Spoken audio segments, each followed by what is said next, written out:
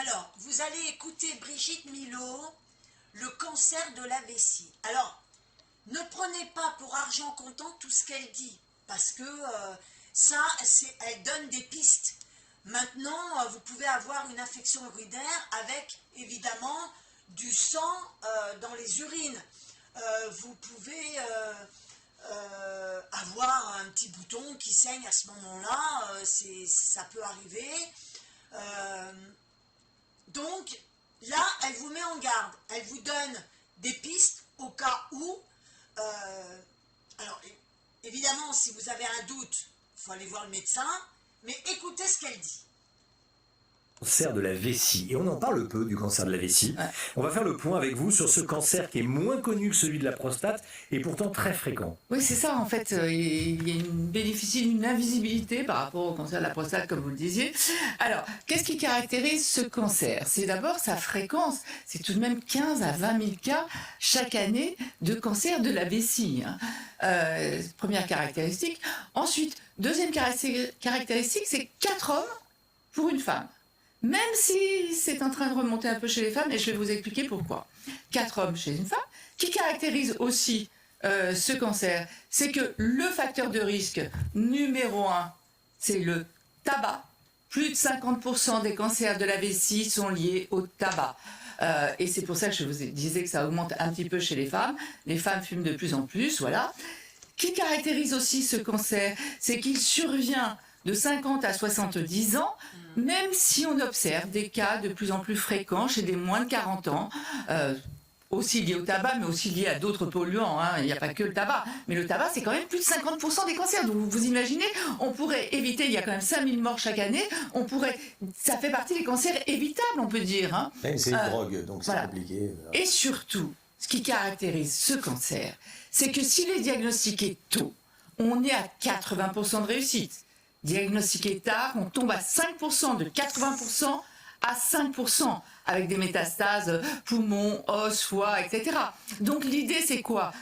Tout ce mois de mai, de sensibiliser. Les signaux d'alerte. Voilà, les signaux d'alerte, numéro 1, du sang dans les urines. On appelle ça une hématurie, du sang dans les urines. Que ce soit au début de la mission, à la fin, une fois de temps en temps, si vous avez du sang dans les urines, de toute façon, on consulte. Mais ça peut être rien.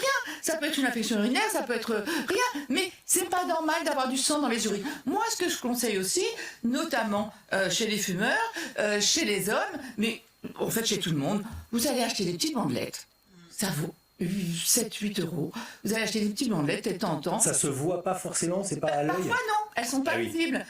Et quand c'est visible, évidemment, ça se voit. Mais c'est bien ce que je viens de dire, quand c'est visible, ça se voit, c'est énorme. Ce que je veux dire, c'est qu'il y en a aussi, vous prenez une petite bandelette, et là, vous détectez si vous avez du sang dans les urines. À partir de quel âge? 50 ans? Fumeur. Homme. 50 ans, oui, moi je conseille de le faire. Après, d'autres symptômes, c'est aussi des infections urinaires à répétition. C'est pas normal d'avoir des infections urinaires à répétition. Des troubles de la mission, difficultés au premier jet, on fait quelques gouttes seulement et puis ça s'arrête. Ça va être le signe d'un cancer de la vessie? Ça peut être aussi.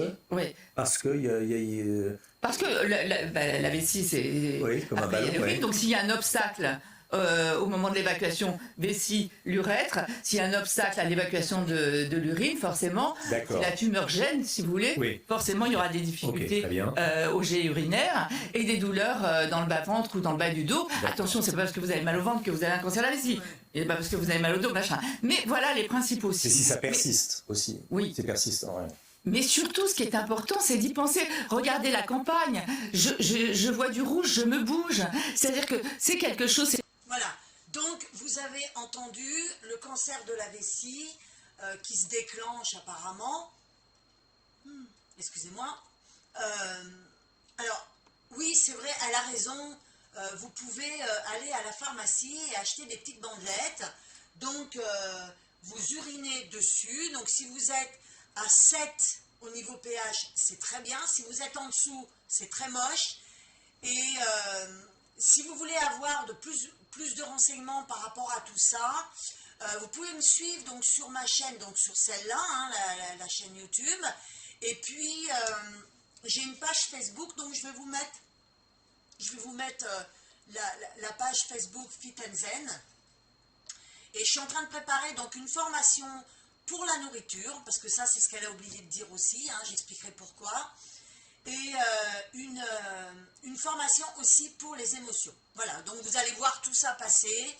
Je vais vous informer quand les formations seront en place.